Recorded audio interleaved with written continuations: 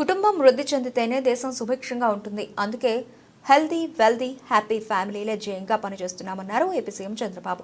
సంపద సృష్టిలో all time రికార్డులు క్రియేట్ చేస్తామని, జీఎస్డీపీ వృద్ధి రేటును ఉరకలెత్తిస్తామని హామీ ఇచ్చారు. ఇందుకోసం పక్కా ప్లానింగ్తో ముందుకెడుతున్నాం అన్నారు. నేనొస్తే అభివృద్ధి జరుగుతుందని ప్రజలు నమ్మారు. ఆ నమ్మకాన్ని వమ్ము చేసుకోను అని ప్రామిస్ చేశారు స్వర్ణాంధ్ర స్వాప్నికుడు చంద్రబాబు. 90వ దశకంలోని ఆర్థిక ఐటీ సంస్కరణల్ని అందిపుచ్చుకున్నాం. వాటి ఫలాలు ఇప్పుడు ఆస్వాదిస్తున్నాం. ఇప్పుడు మలిదశ సంస్కరణలకు టైం వచ్చింది అంటున్నారు ఏపీ సీఎం చంద్రబాబు. విద్యుత్, open sky policy, green field ఎయిర్పోర్ట్లు ఇలా అనేక రంగాల్లో మౌలిక సదుపాయాలకు శ్రీకారం చుట్టామన్నారు. కుటుంబ వ్యవస్థ బలంగా ఉంటేనే దేశం బలంగా ఉంటుందన్నదే తమ ప్రభుత్వ మూల సిద్ధాంతం అన్నారు.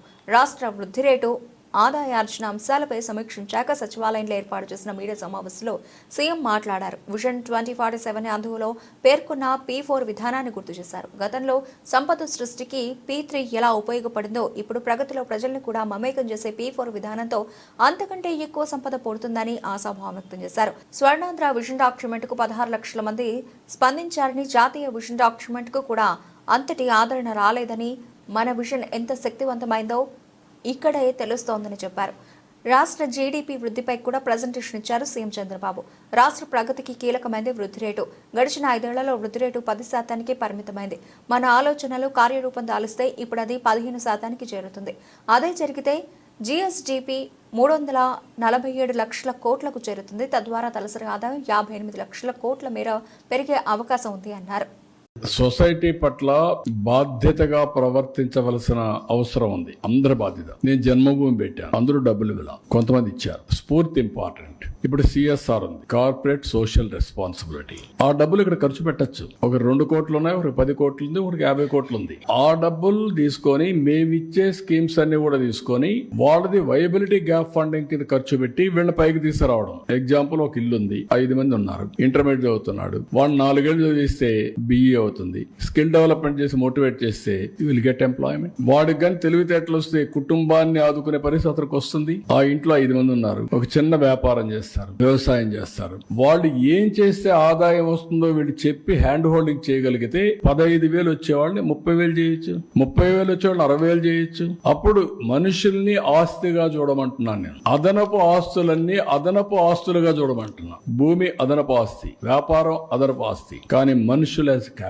దాన్ని ఇప్పుడు ఏంటి, నేను కూడా ఒక గ్రామంలో పుట్టాను, మా ఊర్లో. నేను అందుకే నేను పోయి చెప్పాను మా ఊర్లో చూసినప్పుడు. ఒకప్పుడు మా ఊర్లో కొండలంతా కూడా చెట్లని కొట్టేసి రాళ్లు కనపడేటి. ఇప్పుడు బ్యూటిఫుల్ గా కనీసం గ్రీన్ కనపడొస్తుంది హిల్ అంతా. రేపు రాబోయే రోజు నేను అది ఊహించుకున్నప్పుడు ఎంత ఆనందం కలుగుతుందంటే, నేను సోలార్ ఇచ్చేసాను అందరికి. 2200 కుటుంబాలు సోలార్. సోలార్ ఇచ్చేసిన తర్వాత 2200 కుటుంబాలు ఓన్ వెహికల్ ఛార్జ్ చేసుకుంటే ఇంకా పొల్యూషన్ లేదు. గ్యాస్ ఇస్తున్న పైప్ లైన్లు ఇచ్చేయమంటున్నాను. గ్యాస్ వస్తే చెట్లు కొట్టే పని లేదు, ట్రాక్టర్లు వచ్చేసాయి, డ్రిప్ ఇరిగేషన్ వచ్చింది. ఇంకా మడకల కోసం, ఐటి కోసం, కర్ర కోసం అడుగు పోయే పని లేదు. అక్కడుండే ఎయిర్ కూడా ఎంత ఫ్రెష్ గా ఉంటుందంటే అంత ఫ్రెష్ గా ఉంటుంది రేపటి నుంచి. That is most liveable place. అక్కడ ఉండే వాళ్ళకి ఏం చేశారు, నేను గవర్నమెంట్ లో చేసినప్పుడు ప్రతి ఒక్క ఇంటికి గ్యాస్, నీళ్లు, ట్యాప్, కళ్యాణ్ డ్యామ్ ఉంది, అక్కడి నుంచి నీళ్లు ఇమ్మన్నాం. అదే మరి టాయిలెట్స్ ఇచ్చేయమన్నాం.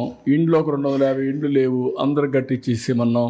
మినిమం నీడ్స్ అది విలేజ్, మినిమం నీడ్స్ అది గ్రామం చేసి ఎకనామిక్ యాక్టివిటీకి వెళ్తున్నాం. ఇక్కడ శ్రీ సిటీ ఉంది, వాళ్ళని ఒక పైలట్ తీసుకోమన్నాం. 1 family 1 entrepreneur, skill development, employment generation, ఇవన్నీ వాళ్ళు చేయమంటున్నా. మొత్తం అక్కడ నేచురల్ ఫార్మింగ్ వెళ్ళిపోతున్నాం. మ్యాంగో గార్డెన్ ఉంది, చెట్లు ఇక్కడ డయాగ్నస్, డ్రోన్ పంపించి. ఇప్పుడు పామాయిల్ ఉంది, పామాయిల్ ఏం చేస్తున్నారంటే ఒక డ్రోన్ పంపిస్తారు, అది తిరుగుతా ఉంటుంది. తిరిగిన తర్వాత ఏ చెట్టు అయినా గానీ డిసీజ్ వచ్చినా, వీక్ అయితే, అన్హెల్తీ ప్లాంట్ ఉంటే ఐడెంటిఫై చేసి ఇమీడియట్ చెప్తే అక్కడ టీమ్ వెళ్ళి దాన్ని రెక్టిఫై చేస్తారు real time. That is where technology is a big handy. మీరు గుర్తుపెట్టుకోవాల్సిన పాత రోజుల మారిగా మడకలు దున్నే పని లేదు. అందుకని నేను అంటున్నా, హార్డ్ వర్క్ కాదు స్మార్ట్ వర్క్ చేయండి అని. తెలుగుగా బతికేది నేర్చుకోండి, ఉద్యమాలు చేయడం కాదు అని చెప్తాను. ఉద్యమాలు చేసే రోజులు కూడా అయిపోయినాయి ఇంకా.